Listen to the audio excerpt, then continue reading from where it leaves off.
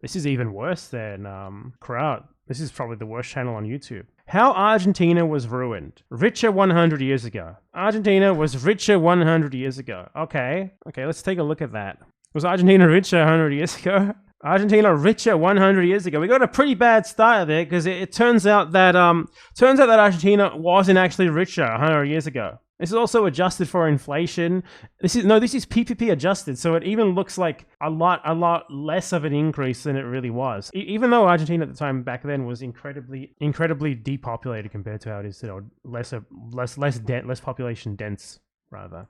So let's watch a literal 14-year-old just summarizing like some random thing that he found on Google. This is the exact. I've already debunked this idiotic argument with my own video on the topic before, so I'll basically just be rehashing that. Argentina today, it's an okay country. Listen, it's an okay country. What the fuck does that mean? It's not exactly the best country on earth, but it's not the worst. What does that mean? It's not the best. Is it neoliberal propaganda is now being made by 12-year-olds for 12-year-olds? Worst in its region, yet economically it is pretty lackluster. But would it surprise you to know that Argentina was not once a relatively poor nation, but one of the richest countries on earth? That's right, in the early 1900s, Argentina was the 7th richest country on earth per capita. Today, it is 71st. In 1896, it had a GDP per capita greater than the United States is, being the richest New World nation at the That's literally just not true. Hold on, don't worry, I can cite myself. Well, actually citing the sources. This is 1913, but I mean, it's good enough. Look, Argentina was behind the US by quite a bit. Obviously, the US was pretty much the biggest industrial nation in the world already by then. How the fuck wouldn't it have been? What's going to happen here is it's the typical thing. It's like blah blah blah blah blah blah. Argentina was so rich, everyone was so poor, was so rich there, even though Argentina was literally an agricultural economy based entirely on the export of cattle, which was very labor intensive, which meant that the vast majority of people who lived in Argentina made absolutely no fucking money from that. So they were all incredibly, abominably poor. And the people who ran this agricultural economy, the landowners, they did everything possible to prevent the country from industrializing because it served them just fine. So they literally intentionally prevented the country from industrializing. It wasn't even remotely in the same sort of situation as any of these other countries. None of them. Time. But today, it is not even the richest in Latin America, behind the nations of Uruguay, Chile, Panama, and Mexico. I hate it when you're poorer than Chile. It was very comparable to Mexico, by the way, is significant, like, on actual living standards, it's significantly worse than Argentina. Country like Canada, rich, export-based, and growing. In fact, its growth followed very similarly to Canada's, until it didn't around the 1930s. Massive inflation nowadays, around 50% in recent years, has lowered Argentina's GDP per capita today to about $8,500 US. So what went wrong if Argentina used to be a flourishing rich nation? What caused the... It was never a flourishing rich nation. And let's just talk about the point of structural break. Don't worry, guys, I have my own sources for this because I've done all the work before. So if you look at Argentina as compared to other similar countries, other very similar countries that used to be, at least, not so much today, based entirely around agricultural exports, like Uruguay and Australia, for example. And you can see that all of these countries follow pretty much nearly identical trajectories. From here, blah, blah, blah, blah, blah, blah, blah. We get to around like 1964 or so. Uruguay starts dropping, but Argentina and Australia are largely the same in terms of the difference between them, pretty straight. Then we get to like 1976. Argentina fucking takes a nosedive. I wonder why that happened. I wonder what happened in 1976. Could it be the US-backed military coup that installed a neoliberal dictatorship that murdered 30,000 people and deindustrialized the country once more because of those same agricultural oligarchs who I just talked about, who had created the earlier situation as well? Yes, it was. The Argentine paradox. I just love to hear like the same idiotic arguments created by American propagandists, like far-right American propagandists that have no actual basis in reality, repeated by a 12-year-old with a lisp. This is what I'm here for. Argentina has done one thing amazing. It broke the idea that the geography of a nation will equal how rich the people become. Argentina has one of the best geographies on earth to build a country on top of. Like another great power of the Americas, Argentina was protected by mountains to its west and a massive ocean to its east. The Paraguay, Pilcomayo, and Uruguay rivers also protected it to the north and gave it a navigable watershed to grow crops and ship those crops out of. Hey, I have very interesting news for you. Exporting primary materials, especially agricultural material, is not how any country in the world has ever gotten rich, ever. You get rich through industrialization. Guess what happened in Argentina? Guess what happened? Let's compare it to the US, because he just compared it to the US. Guess what happened in the US? They industrialized. They industrialized on a massive fucking scale. They turned themselves, thanks to his genocide of Native Americans and the pre-industrial slave economy, gave it an absolutely amazing base to build an industrial economy on top of. Oh, and by the way, the conflict between industrialists and the agricultural sector that would have rather kept the US industrialized is a part of what led to the US Civil War between the industrialized North and the more agricultural South, who had their economy still based on agricultural slave labor. What happened in Argentina? Well, you had that agricultural sector, very similar, not so based on slaves, but still very much based on effectively bonded laborers. It was also not very labor intensive because the primary production was cattle and other livestock. So there were less employees who were even getting paid to work in these places. And they were actively trying to stop the development of industry. And unlike in the US, which was, much bigger, much less centralized, Argentina was highly centralized in Buenos Aires, pretty much only in Buenos Aires. The elite lived around Buenos Aires, their farms were around Buenos Aires, and that was obviously where the industry would have been built. But they could very easily just stop the industry from being built. What they did for, 50, 60, 70 years was straight up rig elections in their own favor to ensure that no one could industrialize the country. So we're not even remotely talking about analogous situations here, obviously. The reason why Argentina got so-called rich has nothing to do with what he's going to say, which is probably like, not enough free market capitalism, baby, and everything to do with an entrenched agricultural land-owning elite doing everything possible to prevent the country from becoming rich. And by when I use the word rich here, I mean, actually having some sort of reasonable distribution of income that actually affects normal people and increases their quality of life. They didn't. When you look at these GDP per capita graphs in Argentina, they don't tell you anything about how the wealth was distributed. That wealth, it was distributed right into the pockets of those agricultural landowners, and everyone else lived in fucking awful slums. That is the reality of what things were like. If you want like a middle-class professional, like a lawyer or a banker or something, who was useful to the agricultural elite, and there were very few positions for those sorts of people, your life in Argentina sucked total fucking shit. There was basically no real working class. You were like an agricultural peon, or you were like a middle-class professional serving the elite, or you were a landowner, nothing else. Totally different situations. And I went over that in my video on the topic. All of these rivers converge to create the Rio de la Plata, the most important river of the region. Whoever controls the river controls the trade, and the Argentines were the one to inherit the river from the Spanish.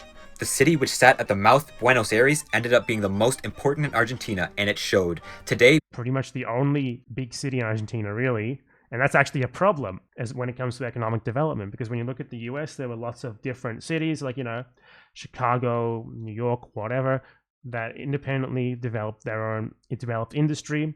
So the US had a really fucking massive internal market. And even later on, under Perón, for example, when Argentina was actually industrialized, much to the chagrin of the agricultural landowning elite from earlier, they had nowhere to export to within the country. All that they could do was export to other countries. Now, if you're exporting to other countries and you have like a burgeoning new industrial sector that is trying to compete with industrial sectors from places like the US and Europe that have been developed since 1850, because in those countries you didn't have an entrenched agricultural elite doing everything possible to stop that from even coming close to happening, the thing is you can't compete because your industry fucking sucks in comparison to theirs because it's new. You're not as your workers aren't as experienced, your like engineers and shit aren't as experienced, your products aren't going to be as good, and at that time the only real markets that there were to export to were those countries which were either internally creating better products than what Argentina was able to produce, or that were importing products from those other countries that were producing better shit. So they couldn't really compete.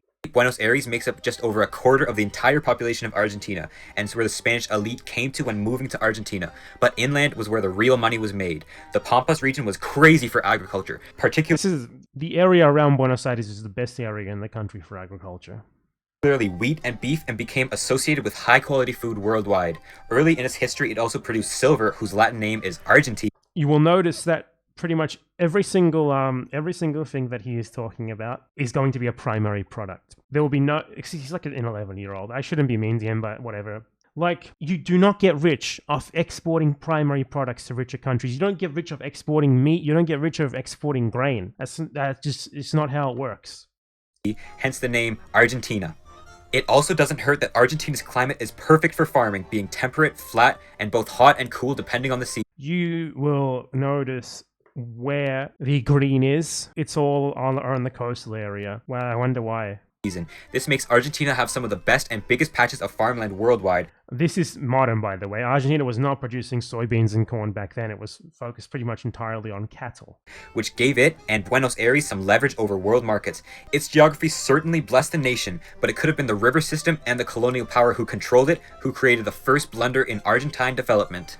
When you were a new world colony, you had 4 choices of rulers: English, French, Portuguese, and Spanish. And if you wanted to secure the future wealth of your nation, you had better hope it wasn't the Spanish. The Spanish generally created 2 types of inequalities: racial and economic. They had an awful caste. This is just not true, by the way. The caste system, I mean, this happens so much. Like, people use this image, and I have to like explain that this wasn't actually how it was. There was like 4 classes. There was 4 classes of human being in Spanish colonies: white, black, Indian, and mestizo or mixed race. That's all. Not necessarily, obviously, on lower in the hierarchy was black.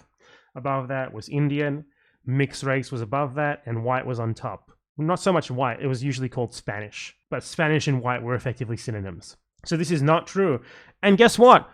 The English colonies in the Americas had the exact same caste system. Dude, it was literally the exact same. It was even worse, actually. I've said this before. The reason why the USA ended up being so much richer than the Spanish colonies, for one, it's the problem of land, obviously. Americans massacred native people and then gave the land in typically smaller plots than they were in the Spanish colonies to white people. In the Spanish colonies, they killed far less of the indigenous people because they wanted them to work for much larger landholders. And that was the original problem of the Spanish colonies. But calling that a problem in comparison to the other one is a bit problematic as well. Because if you'll notice, the other mode of production here was built on the massacre of indigenous people. Completely built on the massacre of the indigenous people. So what happened in America, in the US, for example, as opposed to, say, Mexico, is the US completely excluded entire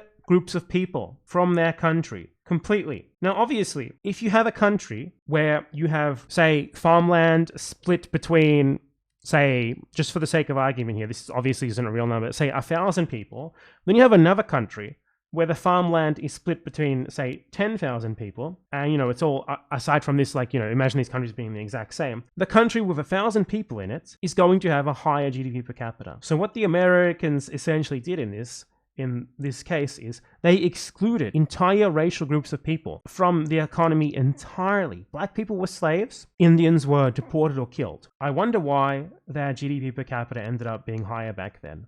I really wonder why. Turns out that when you kill people, the supposed wealth of the country, when you estimate on a per capita basis, goes up. Guys, guess what?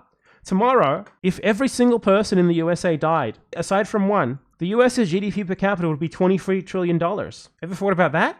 Was the US a worse place for you to be? For most people, actually, yeah. If you were black or Indian, as insane as it is to say, because obviously Spanish colonialism was also incredibly fucking brutal and an awful fucking place to be, to live, to, awful people to be ruled over. If you were black or Indian, you would be better off. You would have been better off in a Spanish colony. So I think what he means to say here is, if you were a white person, the English colonies were better. I agree with that. Well, it really depends, because, the entrenched Spanish elite, they had it really fucking good too. System of races which they used to classify native people. But like, if you were like a newly arrived white immigrant, the US was better for you. That's a better way to put it. Aside, for everyone else, no, definitely not. Peoples and African slaves to determine where they will work. This problem was nowhere near as severe in Argentina as it was in an area like Mexico or Peru with massive native empires already established. But the other inequality, economic, the Spanish sure did bring. Instead of bringing poor farmers to build up an economy like the British did, the Spanish brought their elites to boost the colony's initial economy. It was essentially... What does that... Dude, that just does... To boost the colonies... To boost the initial economy? I can't follow that because it just doesn't make sense. an investment into the colony directly, but it comes with the side effect of a very, very El oro. Yeah. powerful elite controlling most of the land in the country. And in Argentina, the elites dwelling mostly in Buenos Aires. So what happened in the US was actually pretty much the same as this at the very beginning, by the way. Massive, massive, massive fucking landholders. Most of the US founding fathers were huge elite, entrenched elite landholders.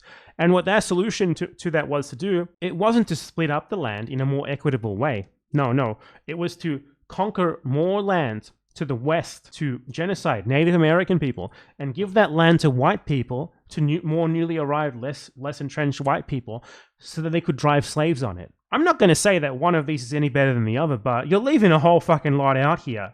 You're leaving a whole fucking lot out here, my friend. Had control over most of the inland region's farms and mines.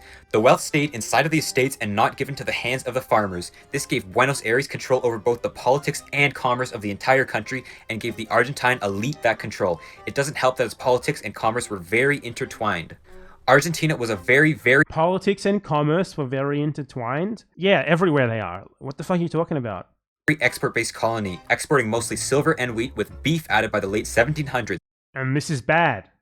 But they couldn't just give it to whoever. The Spanish limited who they could trade with, and generally, they Okay, except after that they didn't. And it was still bad. were only allowed to trade with Spain. Well, that's not cool to the Argentine farmers who frankly didn't care if their wheat ended up in Spanish hands.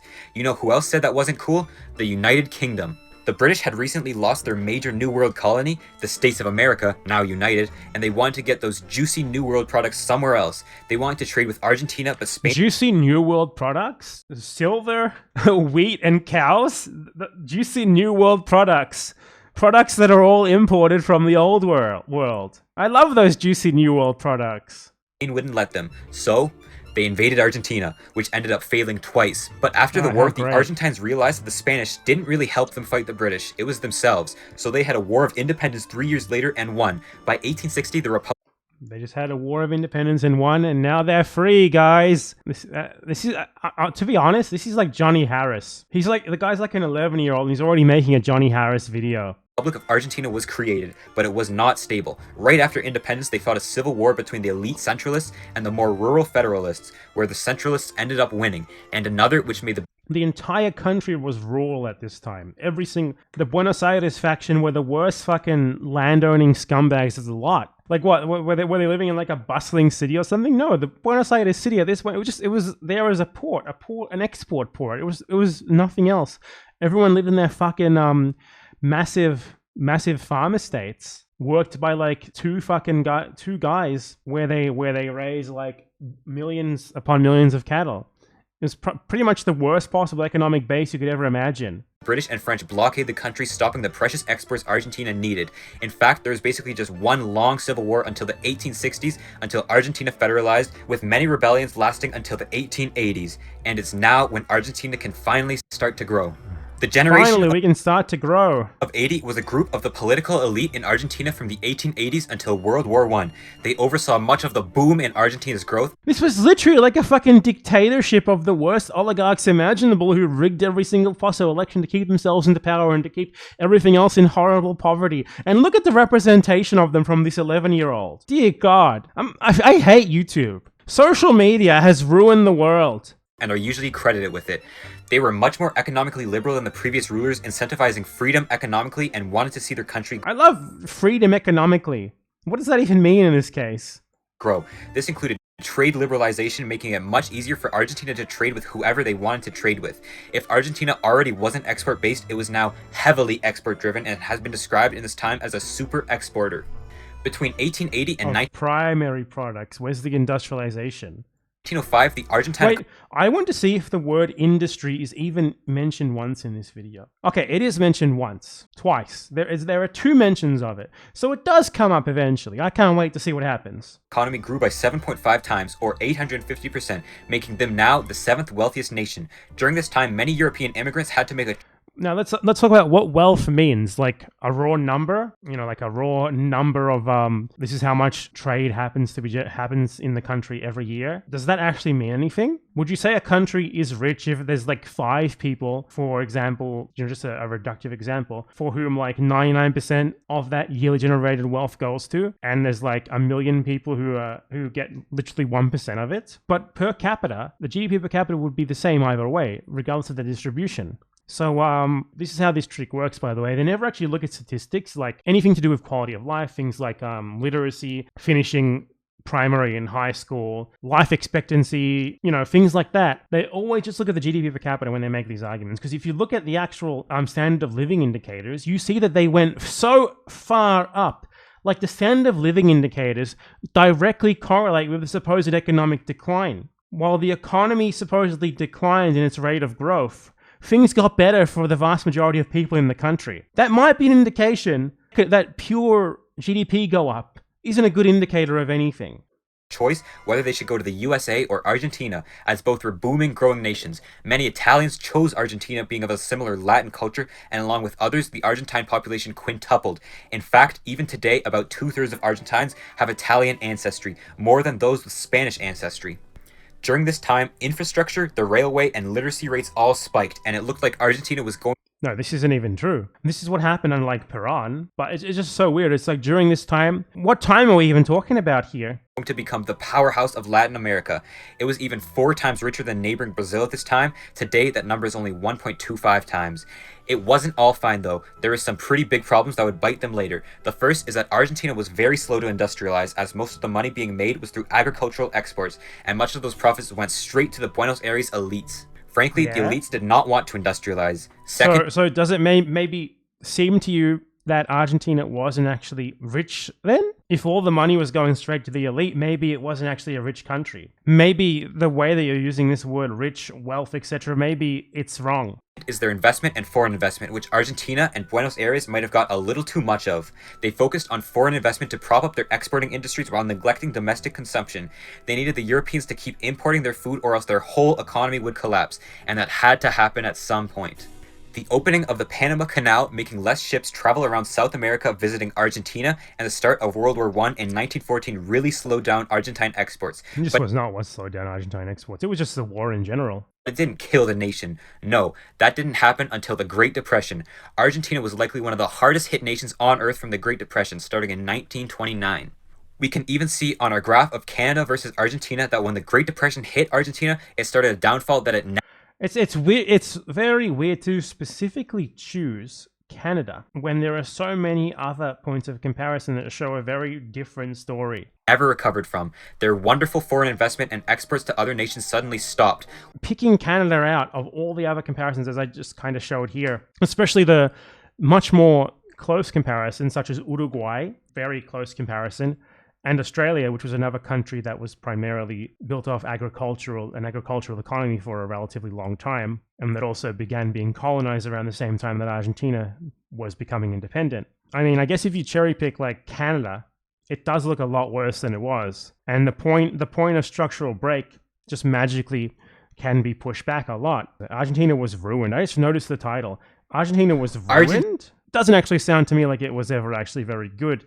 If you're calling it ruined. Anyway, the comparison specifically with Canada is, obviously dumb. A relative comparison, for example, versus the USA or versus one other country, and then you get all these other countries and put them together, is much better. That when the Great Depression hit Argentina, it started a downfall that it never recovered from. No, that's not when the downfall started at all. The downfall started in 1976, 75, 76-ish, basically the same. 75 is when, 74, 75 is when the first real big neoliberal reforms started being instituted, and the following dictatorship made it even worse. Their wonderful foreign investment and exports to other nations suddenly stopped when every other nation was focused on keeping themselves... That already happened in World War I. ...alive. Argentina did not have the consumption to keep the economy moving and not even industry to be self-reliant, so they were stuck in a hard place.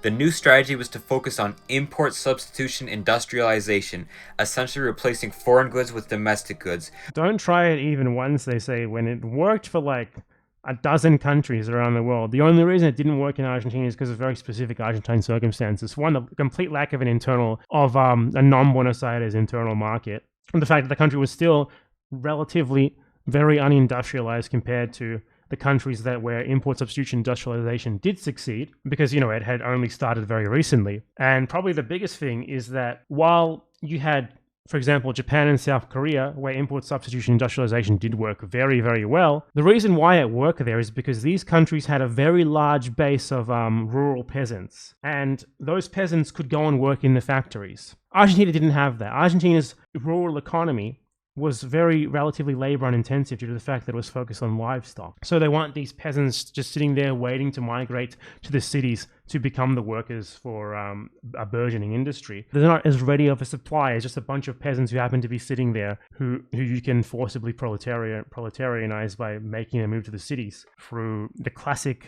enclosure strategy. So like the reasons for import substitution industrialization not working out as well as it still worked out pretty well. It just didn't really reach the heights that it did in Japan and South Korea, is because Argentina is different to Japan and South Korea. Very different. Blocking off most imports to focus on industrializing yourself. Argentina was also crucially excluded from the Marshall Plan, specifically excluded by the Marshall Plan by the USA, which meant that it didn't have, it wasn't allowed to take nearly as much advantage of it as many of the other countries. And because the reason for that is because the US had its own cattle industry, it had its own wheat industry. The US was running the Marshall Plan, so why would they have let Argentina to export to the countries involved in the Marshall Plan when they can just do it themselves? So they excluded Argentina from the Marshall Plan, whereas obviously Japan and South Korea weren't directly included in it, but they still nonetheless got tons of economic aid from the US after World War II, whereas Argentina was, an imperial target of the US after World War II. So very, very different circumstances. You have two countries that carried out import substitution industrialization quite successfully, and their reason for it being successful has a large part of that is because they were supported by the US, whereas Argentina was fucked over by the US. Into a stronger domestic economy. This strategy never really worked. The GDP shrunk. Yeah, but Argentina's industrial market being Brazil isn't a good thing, because for one, Brazil has its own industry. For two, Brazil is a much poorer country with, especially back during these times, with far less of like a working and middle class who are just sitting there waiting to consume industrial products, especially from another country that is competing with their own country's efforts to industrialize. So it just was pretty doomed from the beginning.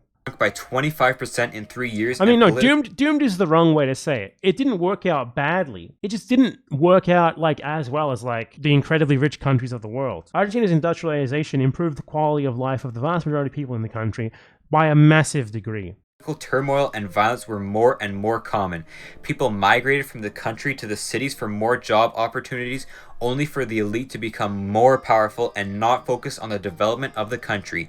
People were more desperate for any type of change to the country, especially during World War II. Oh, and then the evil Perón came along and ruined it, right? When exports slowed even more, the Argentines were becoming poor, and there was a man who promised to fix that. Juan Perón can be seen as the mascot for why Argentina has fallen so far from richness. They're falling so far from richness. He just described an absolutely pessimistic situation.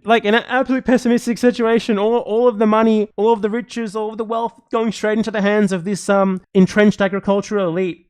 And then here comes this guy who's going to fix it. But he was even worse somehow. Let's find out how. Argentina was certainly not the only nation suffering during the Great Depression to World War II, and like most other... Are you kidding me? The USA was broken after World War II? No, the USA was the richest country in the world as a result of World War II. Most other countries could have made a recovery after, if it wasn't for Juan Perón. Juan Perón was elected in 1946 after a military coup on the promises of more land for the people, higher wages, and Argentina. He was elected after a military coup? He was just straight up elected. It was a return to democracy after a military coup years earlier. Security from foreign powers both militarily and economically. He was an authoritarian type of guy whose political ideology, Peronism, wasn't exactly the most orthodox. Peronism is complicated. Peronism? But it's kind of like a mix between fascism and socialism. Some things Peronism believes in as no foreign investment or outside assistance. That's literally just completely untrue. Are you fucking kidding me? No foreign assistance or outside presence at all? What? There's a difference between protectionism, as in regulating foreign interference, foreign investment, and such, and just not wanting it at all. Like, is Perón like a Jucheist? I didn't know that. I didn't know that he was North Korean. I thought he was Argentine. Self-reliance, heavy nationalism. No, absolutely. I mean, he is just essentially trying to frame actually building local industry, intentionally so, is a bad thing. It wasn't, by the way. It was a fucking great thing. It worked out really well. Cutting exports severely, import substitution, political independence, social justice, in particular feminism, heavy corporatism, and many, many social programs. He claimed to be a third position to the opposing forces of communism and capitalism at the time, and frankly, there were some successes, like Argentina having the largest middle class, most unionized population, and highest paid workers in Latin America. It's like, this guy ruined everything, and then it's like, man, look at all these incredibly important and huge, and actually, there were some successes. You just described some pretty fucking massive successes as far as like any sane person would be concerned. How does he become bad though? How does he become bad? Let's find out. America, but for every success, there were probably 5 failures. Like what? For instance, he was essentially a dictator and slowly nationalized many industries to his rule, limiting their growth. His policies surrounding slowly nationalize many industries to his rule, limiting their growth. Like what? The weirdest thing about this is, for example, the example that he seems to be using this here is the railway, the nationalization of railways. For one, that's just straight up a good thing. And for two, the railways weren't nationalized. It was kind of a smokescreen. What actually happened is that the British wanted to get out. The British were looking to get out of Argentina. They were the ones who owned most of the railways. So Perón paid them to buy the railways from them. It was a sale. I actually have that in this video. Hold on. You had a foreign monopoly completely on Argentina's railway networks, which the Argentine state then bought, not nationalized. It wasn't forced. It wasn't appropriated. It was bought from the British companies and turned the previous British companies into state companies. Okay. And apparently that's a bad thing. Like having a public rail service is a bad thing. Publicly owned railways is a bad thing. Yeah, I said it here. The British-owned railways were bought for the sum of 155 million pounds. The decision was welcomed in Britain and was well received in Argentina. They actually got fucked over because they probably offered too much for the railways, and the British were really happy to sell them off. So I just don't understand, like, why is like railway nationalization a bad thing? Why is nationalization of incredibly crucial transportation infrastructure a bad thing? We don't know. It just can't, everyone's wages went up, workers' rights went up, the middle class exploded. It was the richest country in the world, the country with the richest country in Latin America, the country with the highest end of living in Latin America as a result of what he did. But I guess he nationalized the railways, which it wasn't even really a nationalization, and that's bad? Nationalized many industries to his rule, limiting their growth. His policies surrounding exports and the self-reliance of Argentina basically killed the nation's largest and only way to make money. It clearly didn't. That's not even true. He kept exporting, and he kept exporting primary products and then used that money to try and invest in industry. And I can tell you, it didn't work out that well, because having an economy entirely based around the exportation of primary products to build industry off it is a kind of losing fucking battle from the very beginning. But it was certainly far better than what there was before. And this guy's like, he didn't export or something, like, what? Self-reliance? In the late... Like, Argentina was producing so much fucking food that it's just impossible for it to not have been exported. It produced like 1 million fucking times more food than it could ever have used. So obviously the food was being exported. What he's describing here is essentially what the USA did, except with private railways.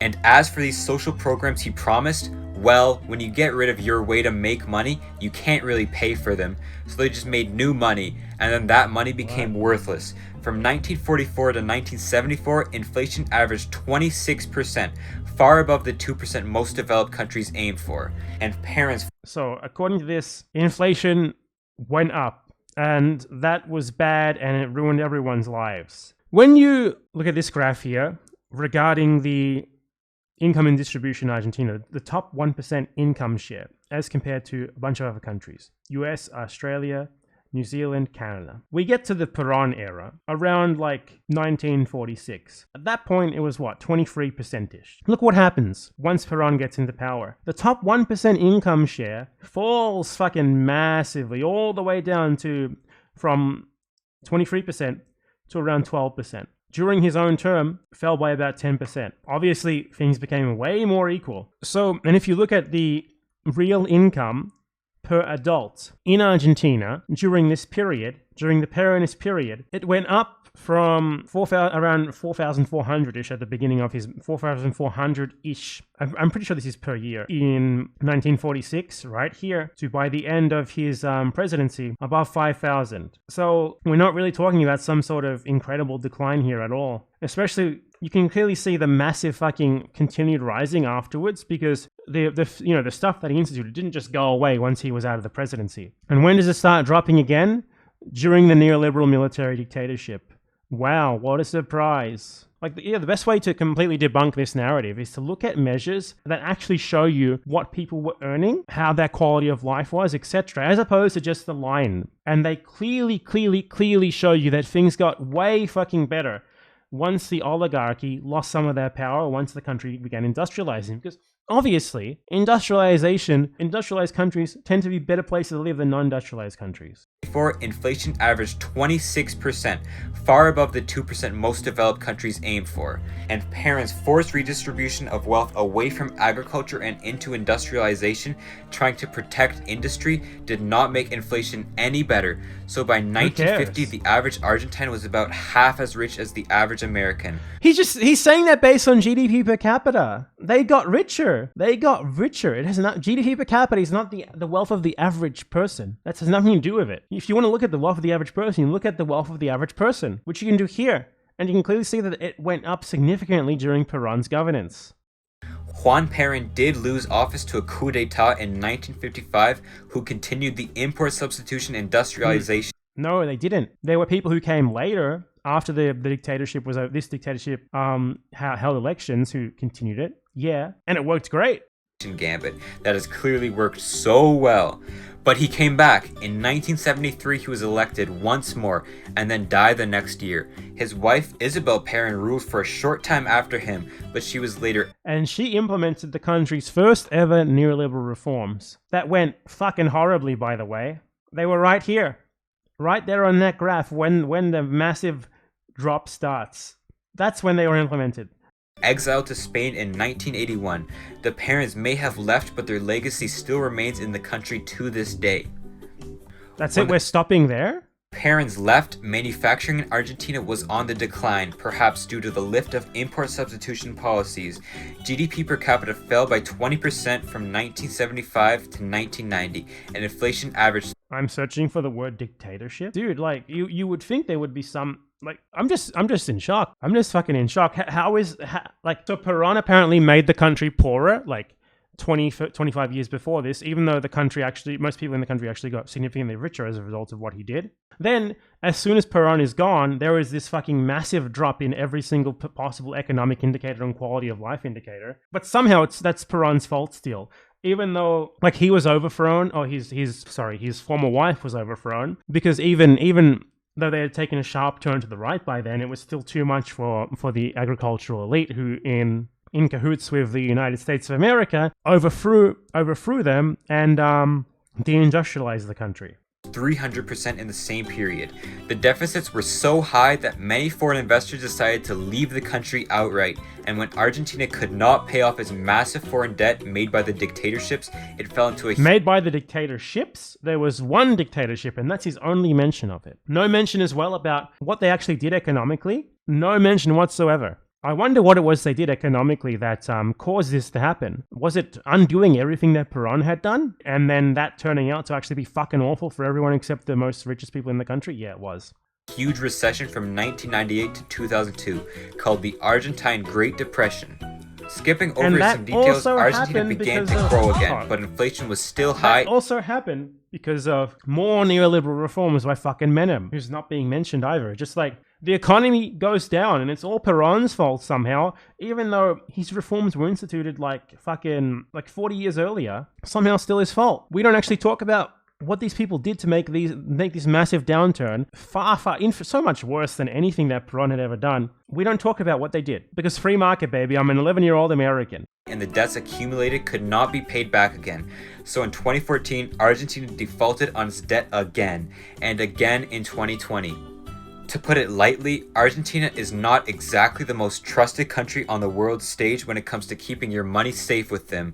And now Argentina is a relatively poor country which had huge potential to become a massive... It's funny because Argentina becoming a relatively poor country is actually a very new thing. As in, within the last 7 or 8 years or so. And it was all because of a fantastic, excellent neoliberal government that took out the biggest IMF loan in history, $55 billion, the time of speaking. So, yeah, this isn't even a high school history project. If I was a high school history teacher and a student gave me this, new world power. Argentina never had the potential to become a new world power because you don't become a new world power by exporting fucking cows. But it fumbled the bag, and the Argentines must live with that past.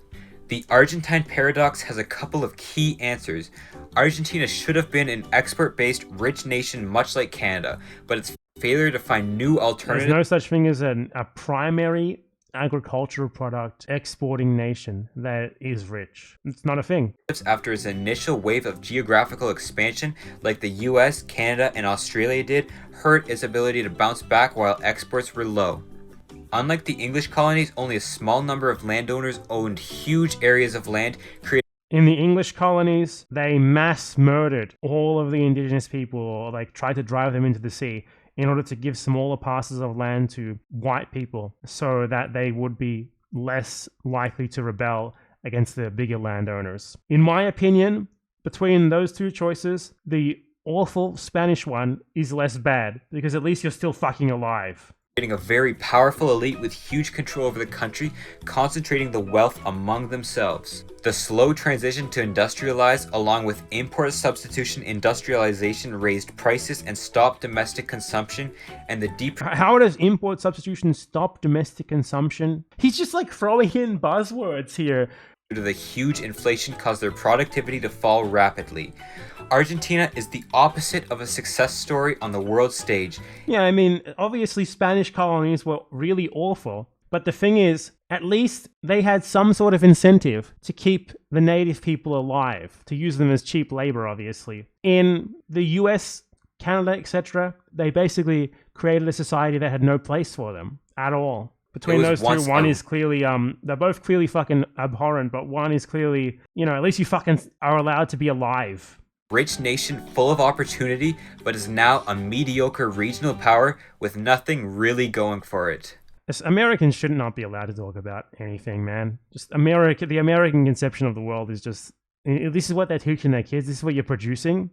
We need a great firewall around the USA as soon as possible so that I never have to see anything like this ever again. He's probably Canadian. I mean, if he is Canadian, who cares? It's the same thing. Canada and the USA are literally the exact same. There's no difference between them.